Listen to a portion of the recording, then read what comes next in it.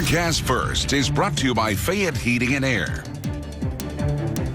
Well, it has been a windy and rainy day out there for this Mother's Day. Now, most of that rain across parts of southern Kentucky. A few thunderstorms mixed in on that, but it is weakening for tonight. That cold front continuing to push to the south and east, and as it does so, we are going to be seeing chilly temperatures for tomorrow. Starting out the day in the 40s, getting into the 50s and lower 60s to keep it well below average for this week, and that trend continues on.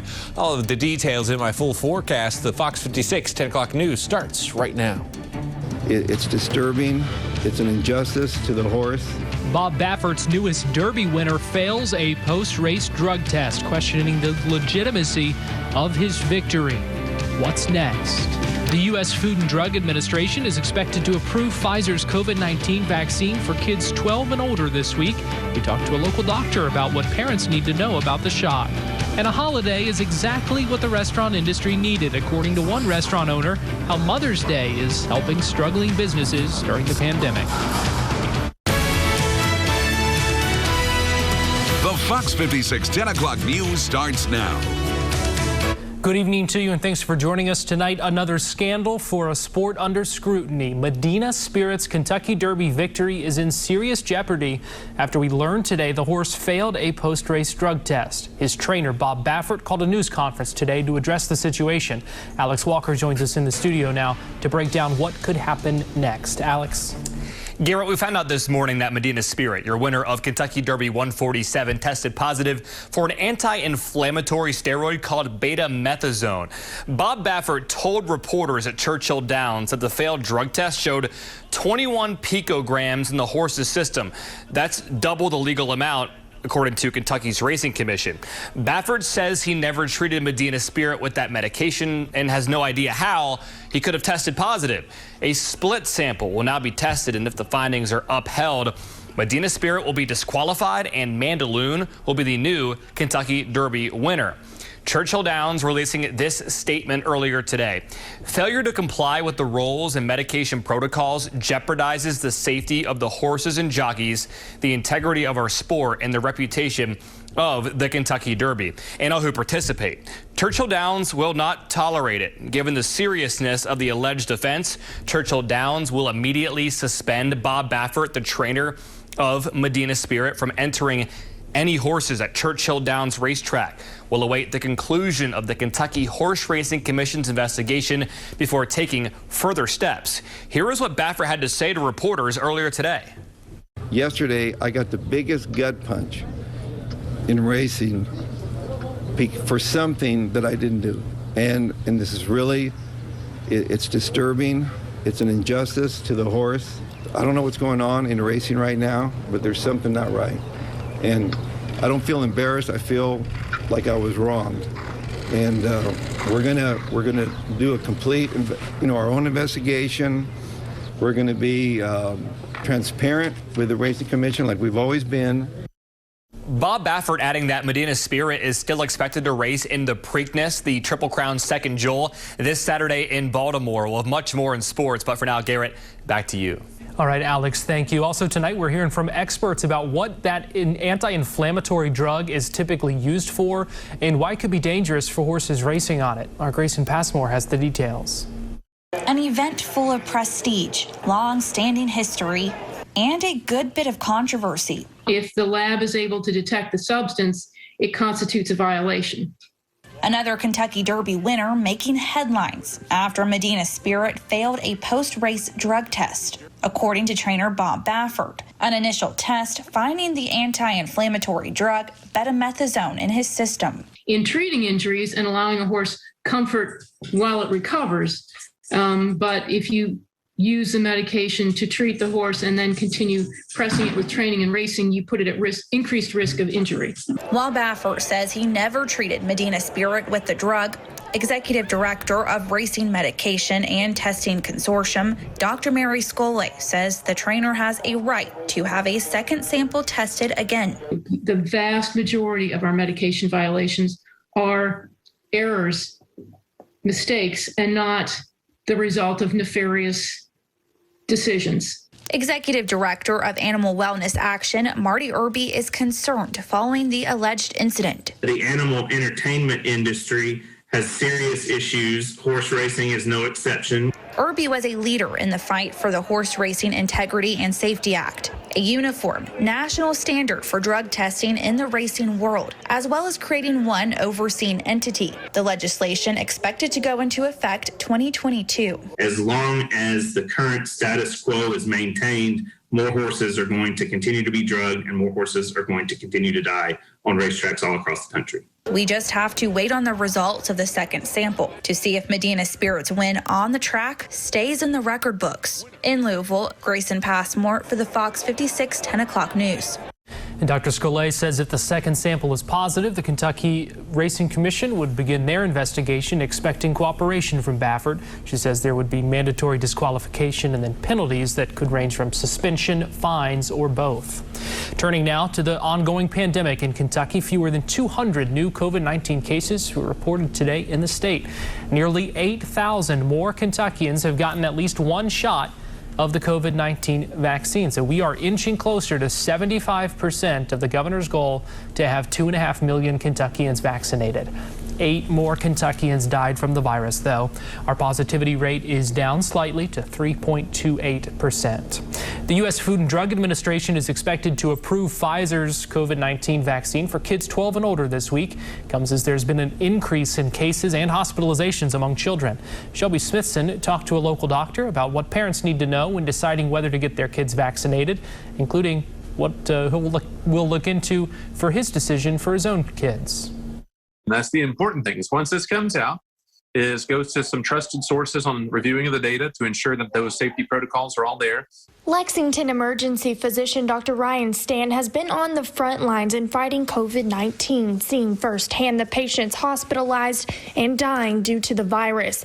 Lately, those case numbers seem to be targeting younger populations. Especially school-age children, minors, with the cases of COVID. The severe cases of COVID and admissions to the hospital. We're seeing pediatric hospitals right now having significant numbers of pediatric COVID cases. That's why Dr. Stanton will be doing his own analysis of the data released when the vaccine is approved for kids 12 and older, for his patients and for his own kids, encouraging other parents to do the same. There's a couple of good sources. Their pediatrician is a good one, is a good source, but also we have one that's called Your Local Epidemiologist that's available on Facebook. And also we'll have the data available on as well on the Stanton MD page. And as long as the numbers continue to show that the vaccine is safe and effective for kids, Dr. Stanton says he'll be ready to make appointments for his own kids. We will absolutely jump towards getting the vaccine for our children. In Lexington, Shelby Smithson for the Fox 56 10 o'clock news. A federal official also confirmed that the FDA is expected to approve Pfizer's vaccine use by kids even younger than 12 sometime this fall. St. Clair Healthcare in Moorhead was on lockdown earlier today after a threatening phone call. It happened around 2 o'clock this afternoon, and the hospital immediately initiated what they call emergency response procedures. The hospital's PR director tells us law enforcement determined the threat was a hoax.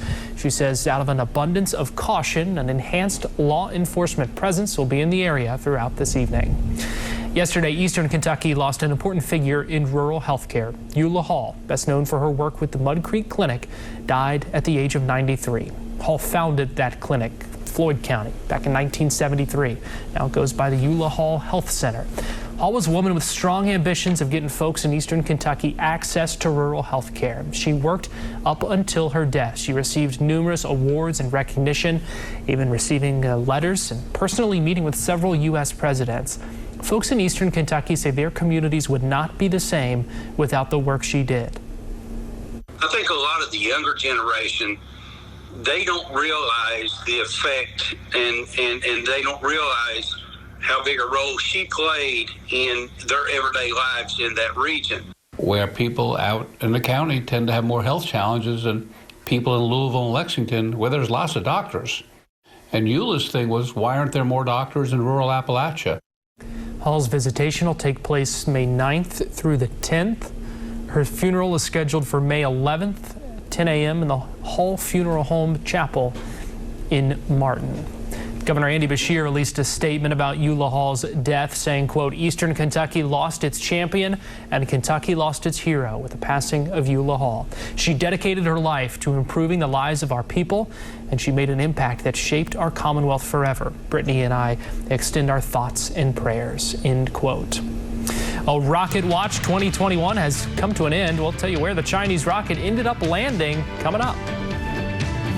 And we are watching those winds slowly dying down with some cooler air on the way. I'll have the full details and more coming up after the break.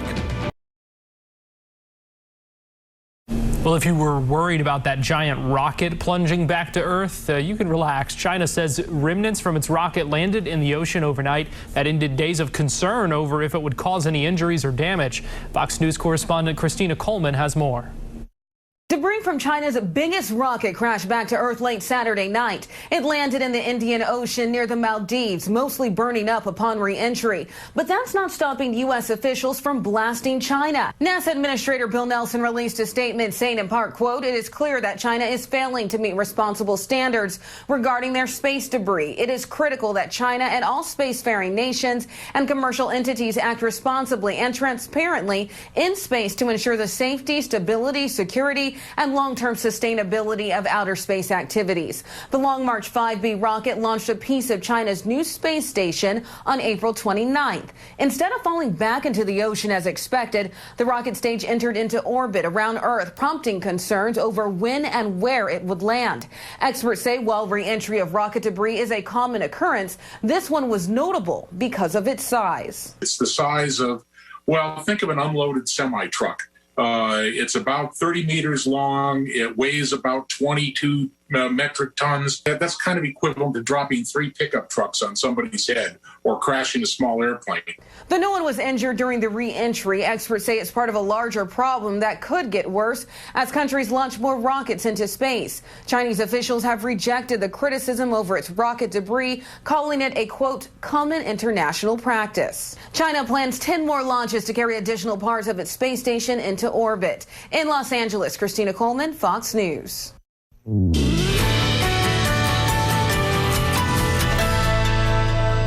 Well, we have seen a very windy day here across the Commonwealth for this Mother's Day, and also some gusty showers earlier this evening as well. Now, the winds still a bit breezy out there, but those clouds also remaining low. The good news is not quite as much rain, but you can tell where that cold front is currently sitting across our region. And it's still a bit breezy out there. You still have 14, 20 miles an hour, but you see how those winds come out of the north and then all of a sudden shift out of the southwest, and that's right where that cold front is sitting. So we're going to see those temperatures lining up perfectly with it. You have 40s in central Kentucky, 50s, and then into the 60s to the south and east. So quite a split from north to south across the state, almost 15 degrees in many areas. Here's a look at current Fox radar. As I mentioned, a lot of the rain ahead of that cold front, so you still see some moderate showers heading through parts of southern Kentucky, southeast Kentucky, a few lingering showers down the Mountain Parkway as well. This is all part of a larger system that's stretching all the way from the northeast down to the south. Earlier, some severe storms through Tennessee and into the deep south. That is now calmed down as well. But as we go here through the overnight hours and into your Monday morning, those temperatures keep falling down into the upper 30s and lower 40s we go. And that's going to be a chilly start there for your Monday morning. Maybe a bit of light frost out there to start out the morning hours, but overall we get that sunshine, and that's really going to eliminate any of that frost threat then. And then temperatures by the afternoon and evening, you see how much we're affected. It's going to be very similar, really, to what we've been going through. We have lower 60s for your afternoon highs. That's well below our average for this time of year. Still some breezy winds out there Monday, nowhere near where we were today, mostly just 15, 20 mile an hour gusts. Monday night into Tuesday reintroduces another frost potential. Again, it's very light frost potential, kind of isolated patches maybe here and there, because temperatures right down around the lower 40s and upper 30s again. And then afternoon highs really topping out upper 50s, lower 60s. So we're not moving much of anywhere through through the afternoon highs for much of this week. The good news is we keep it dry. So after kind of a rainy, dreary day for today, we are tracking a much better pattern for really much of the first half of this week with those cooler temperatures. Then as we get towards the second half, Thursday into Friday, we have another system moving in. Could provide a few more scattered showers. Temperatures try to warm up by next weekend, but unfortunately models have been trending even after next week, still on the cooler side for this May. So it just seems like we are kind of stuck in this cooler than average pattern. I am not turning my heat back on. Yes. But these nights like this with those overnight lows, they really do get pretty chilly. Yeah, it really can get a chilly feel out there. And really the afternoon highs, while they're well below our average, they're manageable because especially with that sunshine, it at least makes it feel a little bit better. But, you know, I would rather have the normal May highs that we typically see this time of year. Yeah, no doubt, especially after we've had these cooler temperatures for so long now. Definitely. Well, it's Mother's Day, and it's the time to show moms how much they mean to us. The sweet story of one mother-daughter duo's reunion after the pandemic kept them apart. That story's next in the Spotlight. IHOP has declared this Monday Milkshake Monday. Now that sounds like a holiday we can all get behind. It's all after comedian Adam Sandler was turned away from one restaurant. Here's what happened. Sandler recently visited an IHOP on Long Island, and the hostess, not recognizing him, turned the actor away because of overcrowding. It can happen to anyone. Right. The incident sparked a funny viral TikTok. Sandler jokingly tweeted that he only left the restaurant because the all-you-can-eat deal did not include milkshakes. But for every milkshake sold nationwide, the company will donate $1 to the Comedy Gives Back organization. Lucky Long Islanders can grab all-you-can-eat milkshakes from 12 to 8 p.m. on Monday. I haven't had a milkshake in a long time, and that looks really good. Yeah, I can definitely get behind Milkshake Mondays if that is becoming a thing now. Yeah, I would be fine with that. Now I really want a milkshake. No, that sounds really good. Yeah, that does. Oh, maybe an IHOP trip in our future here. Exactly.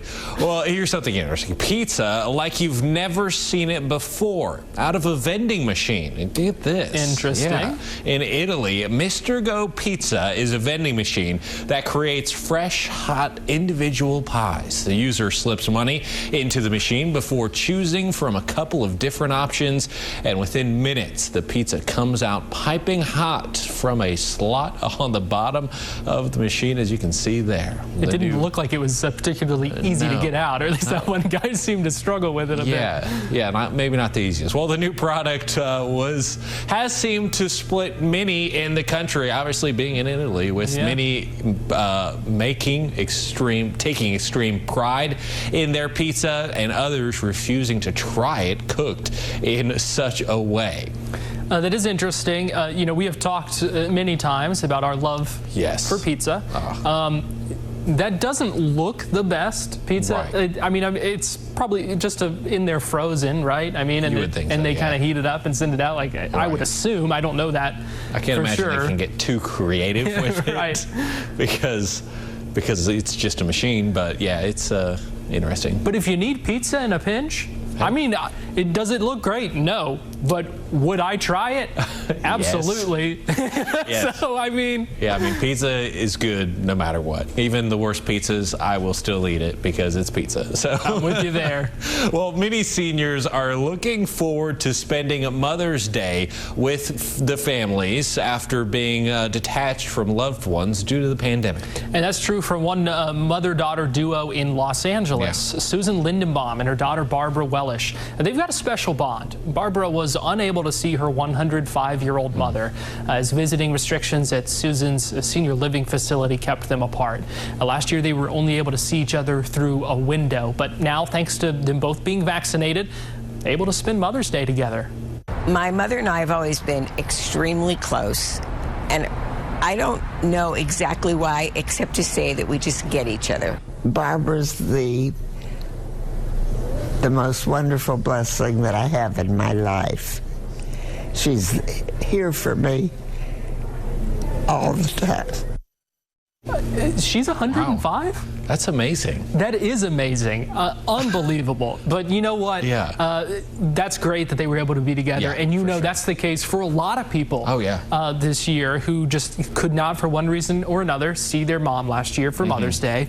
And, you know, thanks to the vaccine, they are able to. And so, you know, you see that story playing out all across the country. It's great to know that people are getting back together. Yeah, love to see that. And it wouldn't be Mother's Day without us here giving a shout out to our own moms. So we're going to show you some pictures, our weekend crew and our lovely mothers. And you know, that's my mom. Wouldn't be where I am today without her. They do so much. You know, my mom has done so much to be supportive and you know, really just be there for me over the years. Yeah, moms, I just saw mine yesterday on a nicer day, and it's just so great everything they do for us. I mean, they really juggle a lot of tasks, a lot of responsibilities with teaching us how to behave whenever we're adults and letting us grow up in the correct way. And it's so great to see moms being appreciated out there. And a lot of moms have even had a lot of extra work through this pandemic, as we were just showing. Either some moms couldn't see their kids, or their other moms have had extra tasks around the house of trying to keep kids in line, maybe, as they've stayed home from school with virtual learning this year. So it's great to see all moms have done. And moms are certainly special people, and happy Mother's Day to every mom out there. And that's what's in the spotlight tonight. Coming up on the Fox 56 Sports Extra, controversy at Churchill Downs. Medina Spirit, winner of Kentucky Derby 147, has failed his post-race drug test. If the test is upheld, he'll be disqualified, and Mandaloun will be the winner. Bob Baffert, who has been suspended, sounds off in just a bit. We also check in on the UK softball team ahead of this week's SEC tournament in Tuscaloosa, Alabama. Hear from senior star Mallory Payton. That's all coming up on the Fox 56 Sports Extra. You're watching the Fox 56 10 o'clock news with Garrett Weimer, meteorologist Adam Burniston, and Alex Walker on sports. After an extremely difficult year for restaurants, today brought an opportunity. Many in the business say Mother's Day is one of their busiest days of the year. Grace Feinerman spoke to the owner of a popular spot here in Lexington and explains how a successful holiday could create lasting impact. Pre-Mother's Day preparations at Carson's Food and Drink, employees filling up glasses, wiping down seats, and sanitizing surfaces, ahead of what owner Mark Fitchner calls one of the busiest days of the year. We usually book up about 30 days before in reservations, and it'll be busy all day long. Fitchner says the restaurant will be at capacity all day, with the award-winning brunch extended for an additional hour. It's not just an opportunity for profit, though. Fitchner says it's a chance to grow clientele. We're on our best game, so that we're doing the best that we can to present ourselves in a way for a lot of first-timers that are here and give them an opportunity to come back and make this their home restaurant. This year, Mother's Day could feel a little more special. Last spring, restaurants were just open for takeout due to the pandemic. For many, being seated at a table for a special occasion could feel like one step closer to normalcy. Inching a little bit as we go. For owners like Fitchner, it's an occasion that's been 2 years in the making. We're not just a place to serve drinks and food, we're a place to make memories. And so those memories are made with families, and we're just grateful to be a part of that. In Lexington, Grace Feinerman for the Fox 56 10 o'clock news. Another opportunity on the horizon for restaurants, a higher capacity. Governor Beshear announced that on May 28th, all indoor and outdoor businesses, venues, and events for fewer than 1,000 people will be allowed to operate at 75% capacity. Now, earlier this week, one person died and another was rescued after a kayaking accident on North Elkhorn Creek. Now, paddle sports experts are sharing some more information to keep you safe if you head out on the water. The first thing they say be aware of is the weather and water conditions. Callie Sanders with Canoe Kentucky says if you see logs floating down the river or if the water is brown and murky, then it's likely not safe for you. She also recommends you download the Go Paddling app on your phone. And with that app, you can see and rate waterways, you can view access points, and most importantly, you can file a float plan. A float plan is very important for folks wanting to get out and paddle. That allows you to send your details of your trip, where you're going, what time, what you're wearing, who you're with, and you can send that to somebody who's on land so they know in a rescue situation, if it comes to something like that, or maybe you're late getting off the water, where can they look for you at? who do they need to contact, and what are you wearing? She also says you need to be wearing your life jacket and avoid paddling alone. If you have any questions about paddle sports, you can reach out to Canoe Kentucky. They can tell you if it's safe to be out on certain waterways based on the water conditions and your skill level. Dozens of people will be out of a job soon at a Laurel County facility. Novatex Government Solutions is in London, and they are closing their doors at the end of June. All 60 employees at the facility have been notified. The layoff includes 3 service delivery managers and 57 general clerks. While some companies having to close, many others offering major benefits to get folks back to work. Among the best benefits being offered up are Costco and Walmart.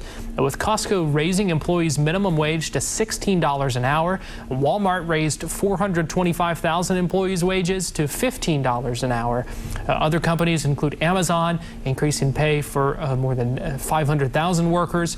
Chipotle offering free college tuition to employees who've been working at least 15 hours a week for at least 4 months. And Target is upping 2,000 workers' wages to $18 an hour. Pool owners are bracing for a nationwide chlorine shortage. A fire at a chlorine manufacturing plant in Louisiana last summer now being felt across the nation. Chlorine tablets are becoming hard to find, and pool businesses and pool cleaners say the situation is so bad, pool owners may start seeing prices for pool supplies and cleaning services go up. Experts say a bucket of chlorine tablets can go for as much as $90 to $100. That's nearly double the cost from last summer. Now, pool supply stores have started selling an alternative, liquid chlorine, which is also hard to find. A 58-year-old legally blind woman has a college degree after 9 years. Sheila Ann Jacobs received her associate's degree from Hazard Community and Technical College yesterday. The Knott County native took 2 courses each semester to reach her goal. Not only did she graduate, she also received the institution's highest honor, the President's Award. For them to give me the President's Award, well, I guess to me that says something, that I have done something right. I hope I will be a role model to other graduates or to other even students that will be here. The challenging ones have taught me to not give up. You can do anything that you want, as long as you've got God with you. A role model, to be sure. Her degree is in human services and applied science. Congratulations, quite an achievement. Well, millions of Americans are eligible to receive a tax refund. Details on the money back on unemployment benefits ahead in 5 Things to Know Before Bed.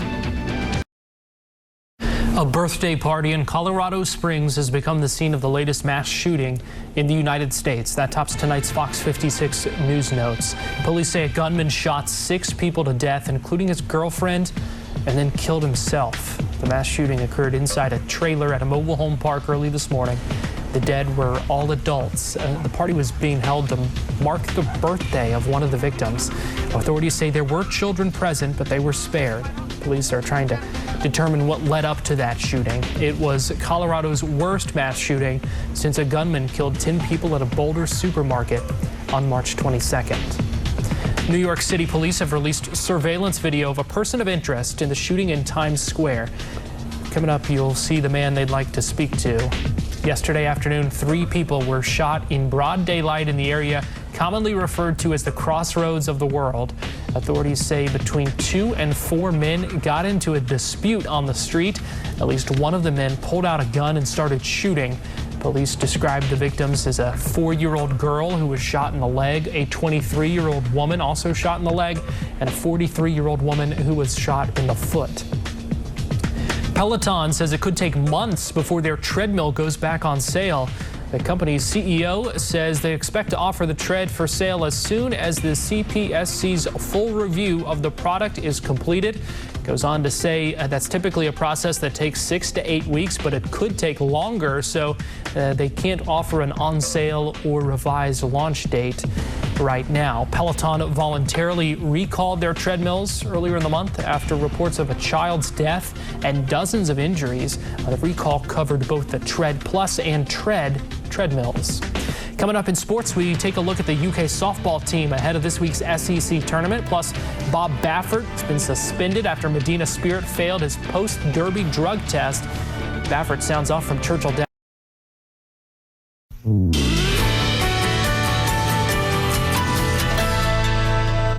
Well, winds are still a bit breezy out there, but nowhere near where we were touching earlier today. We saw gusts at times getting into 40, even almost 50 miles an hour this afternoon. Now, current winds, these are sustained winds, 13, 14 mile an hour. There's been some gusts upwards of 20, but overall a lot better look out there for tonight. But you notice, I've talked about this earlier, where that cold front is sitting. You have those northerly winds and then all of a sudden shifting out of the southwest, and so that's where that cold front's sitting. Now, keep that in mind, because as we look at the temperature map, pretty much right where those winds are shifting is right where we're seeing this temperature split. So we're seeing 40s in parts of the Bluegrass region versus 50s turning into almost 60s for southeast Kentucky. So those cold temperatures, cooler temperatures, I should be saying, coming back into the forecast for tonight. Still some cloudy skies, but a little bit of breaking up at times with some rain to our south and east. A lot of that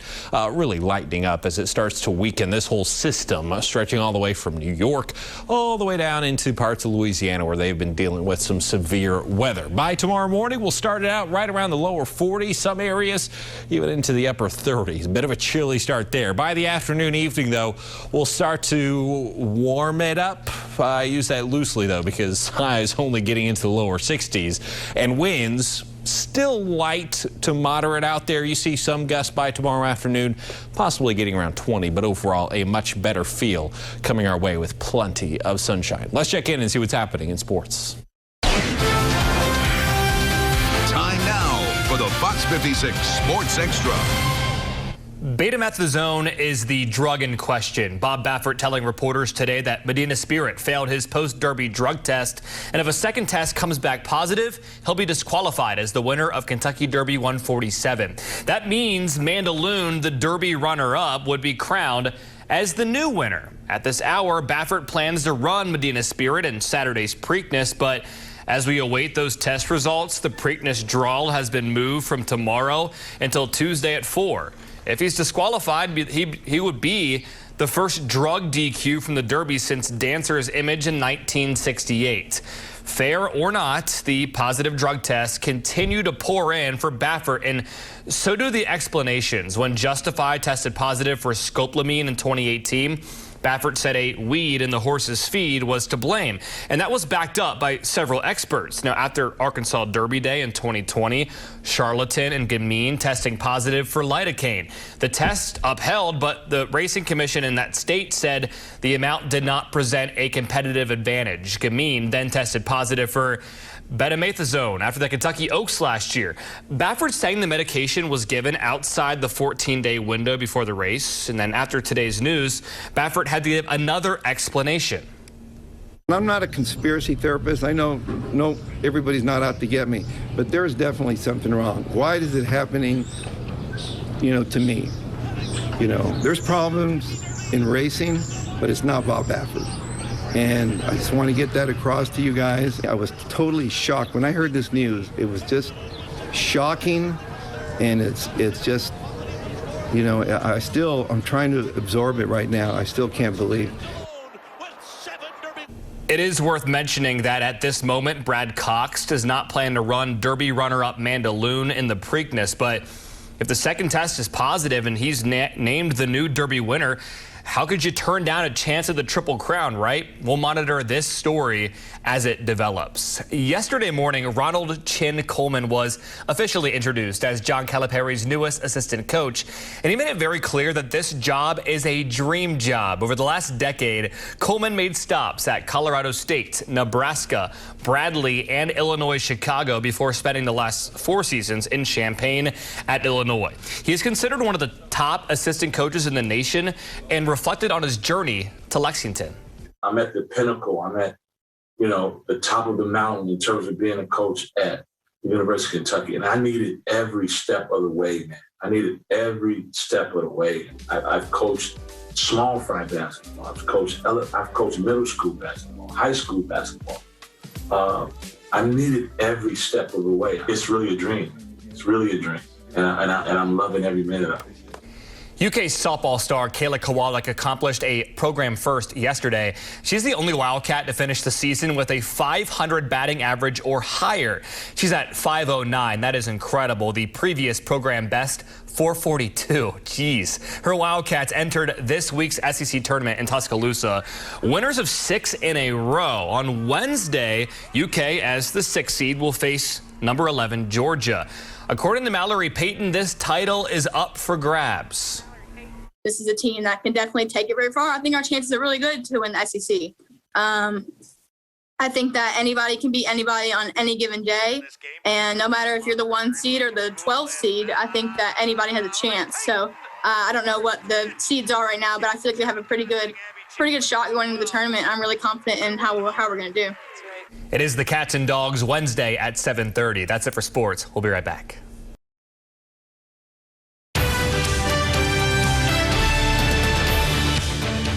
Roku stocks are surging. Not only did Roku report a surprise profit in its latest quarter, but sales were huge. Over 53 million active accounts, streaming 18.3 billion hours. The streaming demand will continue, and that's why the company says they will make money again this spring. The Treasury Department says more than 7 million people qualify for the tax break for Americans who received up to $10,000 in unemployment benefits. Americans who received benefits and have an adjusted gross income below $150,000 are also eligible. This is made possible due to President Biden's $1.9 trillion American Rescue COVID-19 relief plan. The National Retail Federation surveyed more than 7,000 people to find out what they were purchasing for the moms in their lives, and the top 3 gifts include flowers, greeting cards, and special outings. According to the report, Americans spend an average of $220 this Mother's Day, leading some shoppers to choose a gift that'll give all year round. Some out-of-the-box gifts include subscriptions to streaming services, meal service kits, or experience gift cards. People who live in Detroit can get $50 for bringing neighbors to get the COVID-19 vaccine. The city's giving $50 gift cards to people who bring a person to get a vaccine shot. People who take advantage of the offer must help whoever they're bringing schedule their first dose appointments, and the people being brought for their shots must live in Detroit. People will be given $50 per person per shot. Although there's a limit on the number of people per vehicle, people can make as many trips as they want. A chicken shortage is spreading its wings and affecting more and more restaurants across the country. The U.S. Department of Agriculture says a harsh winter in Texas and surrounding states is to blame for the slowdown on poultry production, citing a 4% drop in slaughters during the first quarter. Fingers are also pointing toward the now infamous chicken sandwich wars as a potential culprit. Buffalo Wild Wings and Bojangles are among the chains now reporting shortages. All of this means higher prices for restaurants and, in some cases, limited supplies. There you go. 5 things to know before you go to bed. If you have a news tip, call our hotline at 859-299-8630. Some dry time this week, but also some cooler temperatures. Yeah, it's going to be a bit chilly out there through the overnight and really into the afternoon, and maybe a bit cooler of a feel because temperatures only really getting into lower 60s. That morning rain you see there on Monday, mostly just for far southeast Kentucky. Otherwise, the rest of us drying out. Few frost threats, though, over the next few mornings. Man, I think we're all tired of that. Yeah, we are. It should be done with. Thanks for joining us. Have a good night.